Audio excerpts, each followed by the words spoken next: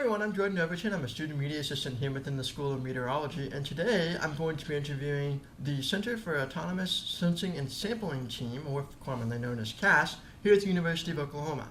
So what we're going to do is, first we'd like to know, what is the CASS team? What do you guys do, and what are you guys? Okay, so as you mentioned, this is the Center for Autonomous Sensing and Sampling, and this is a center which is hosted by the Vice President for Research. And as we move forward into the era of robotics and autonomy and intelligent systems, we recognize an opportunity to harness that for advancing science agenda. And some centers will have a specific goal that's focused on an engineering topic or a science topic, but I think we are very encompassing. So I think we come at the problem from addressing the why, the how, and the what. In order to do that, we've had to assemble a multidisciplinary team of researchers, scientists, engineers, and the whole gamut. And so the focus is to address how we can use autonomy, recognizing that this is a technology that's going to be rapidly advancing. So we want to continue to leverage on the advancements that are made both within our group and outside in order to better sample the environment and get a better understanding of the world in which we live.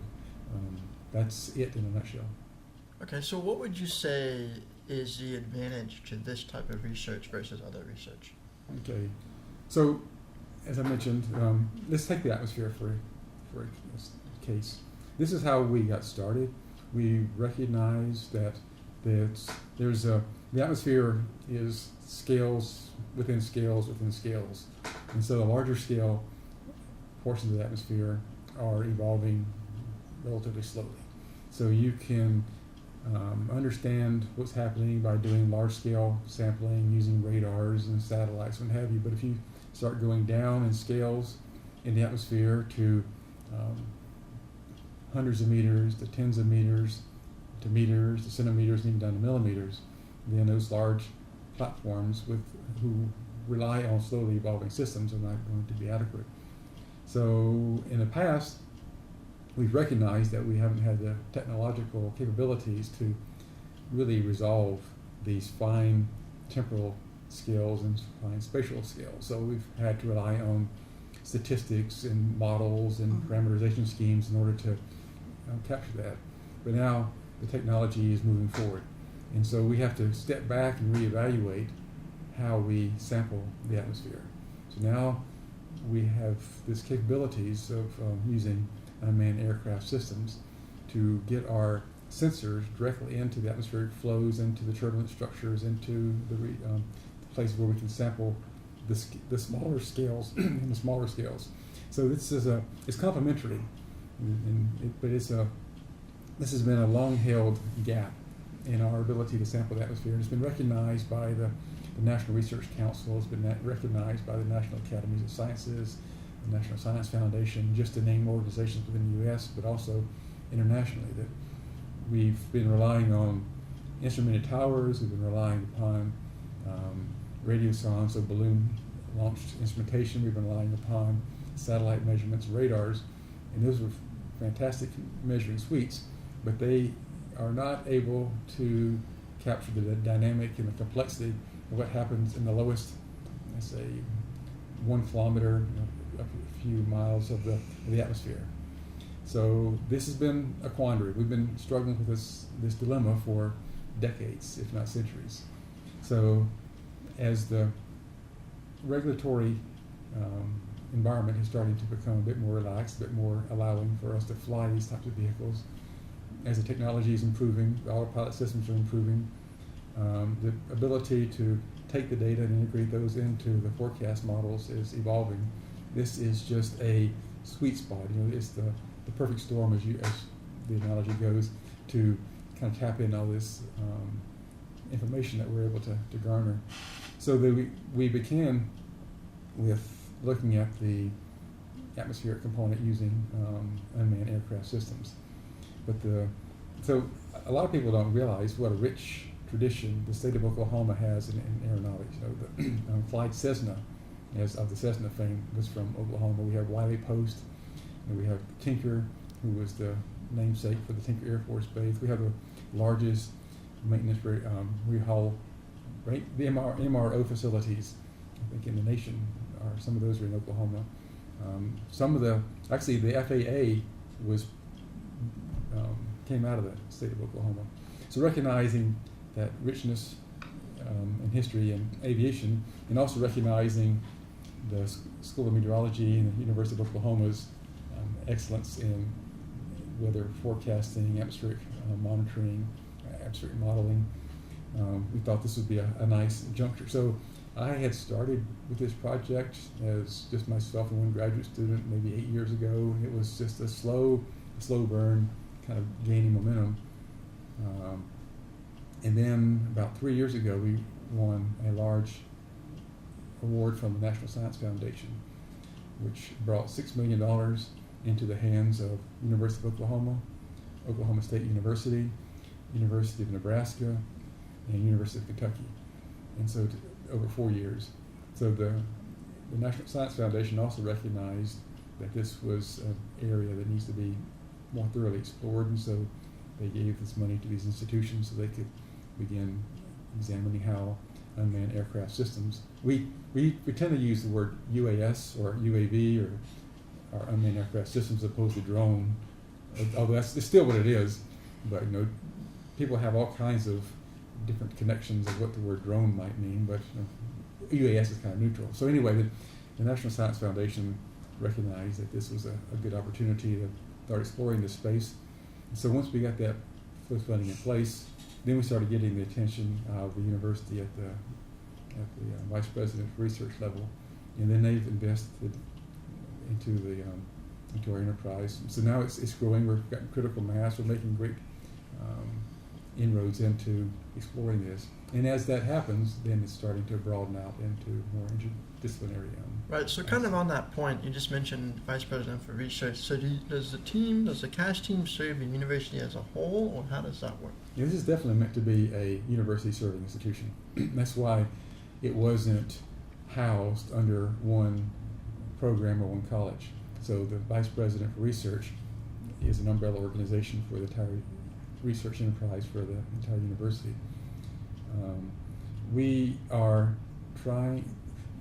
being able to have the technical skills to have the autonomy in place. Also, if you're going to fly, being able to navigate the regulatory landscape is somewhat challenging. So we've paid our dues, we've gotten the experience, we know what we're doing, but we don't want every other research group on campus to have to go through the same learning curve that we've had to go through. So we can come in, offer our assistance, offer to partner with them, rather than them going out and buying their own vehicles and making their own investments. They can maybe use some of our platforms, do some exploratory research. It might be flying one of our aircrafts over cropland to see how healthy the crops are. We have a project where we're exploring the flows of water through rivers. It's looking at the hydrology, which goes into how we can better sample that, and that's actually a water-based system, so that's not even an aerial system. But then we can complement that by having aircraft flying over maybe a river basin, seeing what the slope of the land is, how water might flow into it, and then actually have our robotic systems in the water sampling to see what the flows are within. And there are other opportunities that we're exploring, like using UAVs for calibrating the radars that are being developed on campus, and that's just a few examples. Okay, so let's talk a little bit about Isobar. What is that, and what do you do? Isobar was a field campaign in Finland in February this year. The majority of the flights took place out on an ice sheet. We flew for a month. We went in 2 groups of 3, and it was cold. Okay, I guess why Finland? Why not anywhere else? Why did you guys do it in Finland?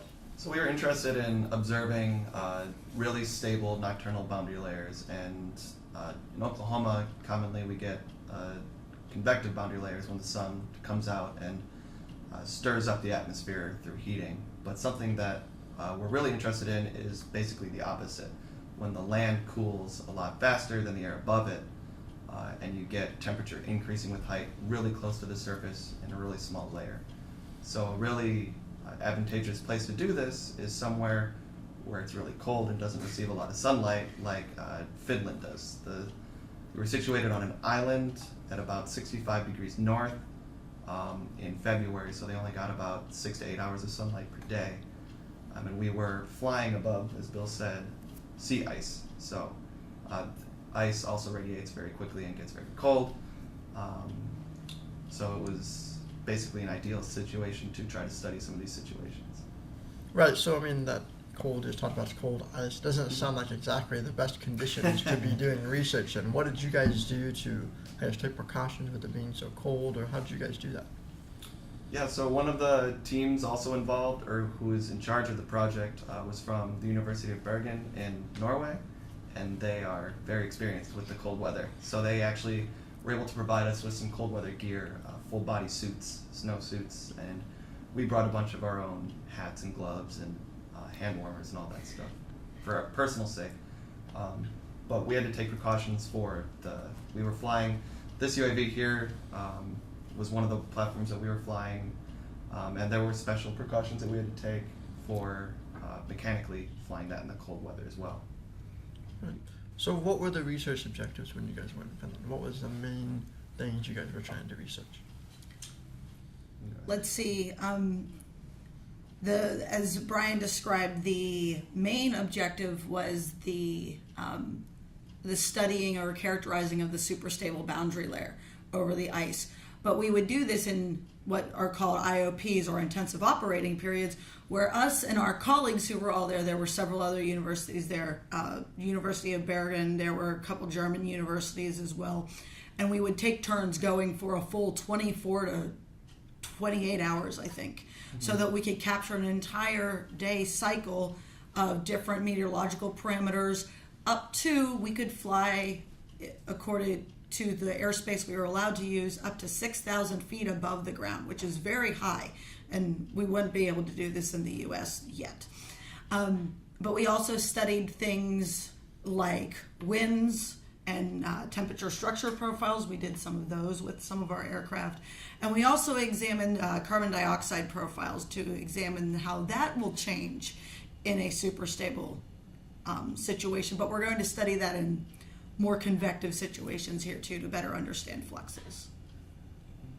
And other universities were looking at turbulence and higher vertical profiles.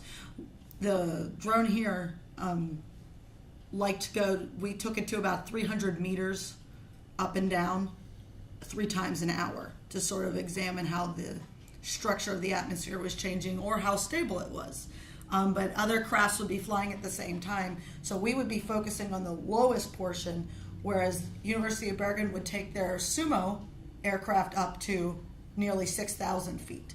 So at the same time, so you could see how well it was tracking with each other and stuff like that. And I guess what is that drone? Obviously, this one was used in the project. What does that measure? I mean, is it measuring wind, temperature? The drone has a scoop on the front of it, and it has a fan in the bottom of the scoop. So it draws air in at a constant rate across 6 sensors. 3 are temperature, 3 are humidity. And Tony wrote an algorithm to make the drone face into the wind. So we can assume that the drone's always getting a fresh bite of air and aspirating its sensors with that clean, unobstructed air. So the drone here could relatively well acquire temperature, humidity, pressure, and wind speed and direction. So thermokinematic is the objective of this drone. Thermokinematic data. I want to really impress upon people how cool this is. I've been working in atmospheric sciences since I was working on my PhD. I graduated in '93, and I was using radar primarily when I was getting started. And I had to stay with radar. And my whole career was focused on how to get better and better and better resolution with the radar. Then we started moving to LiDAR and other sensors. But when I was at a conference, and the person who hosted the experiment from University of Bergen, I was in Denmark, and he was presenting some results on using a small UAV for doing boundary layer to the lowest layer of the atmosphere sampling. And I thought, this is really cool. So I went and grabbed him. We had coffee together, and we started chatting. And I came back to the University of Oklahoma, and super naive, started this program knowing nothing about what I was doing. But knowing nothing has never stopped me before. I've gone in that direction many times, sometimes for good, sometimes for ill. But we started developing maturity, and it was so cool to be able to take something like this and actually get a profile. It sounds very, people say it sounds very pedestrian. Okay, pressure, temperature, humidity, and wind, how exciting can that be? But it's really cool because you can see these structures, the wind shears, the surface inversions, when the atmosphere starts evolving from being stable to convective. And we can look at that maybe every 15 minutes. We can even compress that down to shorter time periods if we wanted to. And so I start taking our data around. I show it to other colleagues in the department who are experienced in that region of the atmosphere. You see their eyes get big, and then you know you're onto something. So the why is definitely why you want to get better measurements of this region of the atmosphere. Why you need to understand the lower level of the atmosphere to understand how that mixes with the upper atmosphere and forecasting, what have you. Plus, it's interesting from a pure science perspective. But taking that into the how and being able to partner with our talented engineers and have something like this developed, and so we can really get the data is really exciting. And I mean, obviously, you guys took a lot of research. I'm sure there's a lot of data you guys have to dig through. But any interesting or super surprising results that you can maybe briefly tell us that you found? Another very important thing, another very important engineering objective that we have at CASS is try to build a drone that is a tool for the meteorologist that could achieve really good results from measuring and collecting data from the atmosphere. Like for example, with this drone in Finland, we've achieved personal records. We've achieved, it reached an altitude of 1,800 meters and also an endurance of about 20 minutes. So it is enough time to sample and collect really good data for the meteorologist. And that is something that we are doing at CASS. We are trying to improve the design of the drone. We are currently working on flow simulation so we can actually design something that could collect data as least contaminated as possible and get the cleanest airflow across the sensors. So, and I think everyone's probably dying to know right now, how did you keep that from icing over? We didn't. There was ice. That's one of the firsts that we encountered. We encountered a lot of firsts. Obviously, flying over sea ice was a first. Flying at night, we had a first. We flew non-visual line of sight, so we saw the drone disappear into a cloud where we couldn't see it, and it was fine. We got radio updates, and we also experienced icing. That was a first. So the drones handled it quite well. We didn't have any incidents from icing. So let's shift now to the future. You just did a really cool research project. You got a lot of data from it. What's next for CASS?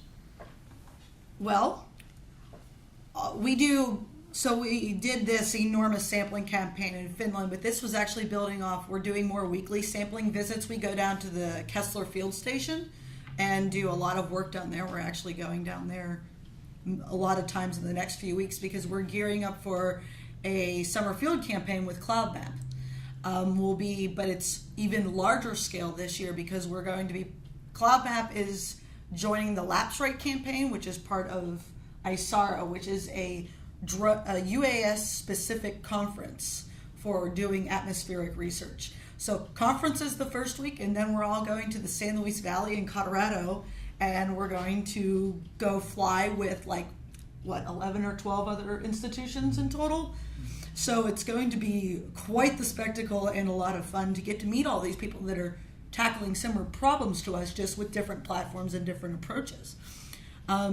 So we're gearing up for that, and we'll be continuing to. We will do lots of sampling here in the fall too, and even into the winter. One of our colleagues that works with CloudMap here at OU, Dr. Martin, is really interested with winter weather. So we're learning how to do the sampling in Finland is actually very applicable to us, even back here at home. So all of these experiences we gain from working in super harsh conditions in the winter will be applicable when we go forward to work in the desert this summer or in the winter here in Oklahoma. So just to clarify, this cloud map is that NSF project which I had referred to earlier. So we're still running on those funding, and that's going to support us going out to Colorado and doing this multi institutional field campaign. Okay. So I think this is more for students that are involved with the school, but let's say a student sees what you guys are doing, they really like what you guys are doing, and they would like to get involved. Is there any way they can get involved as a student? How does that work? absolutely.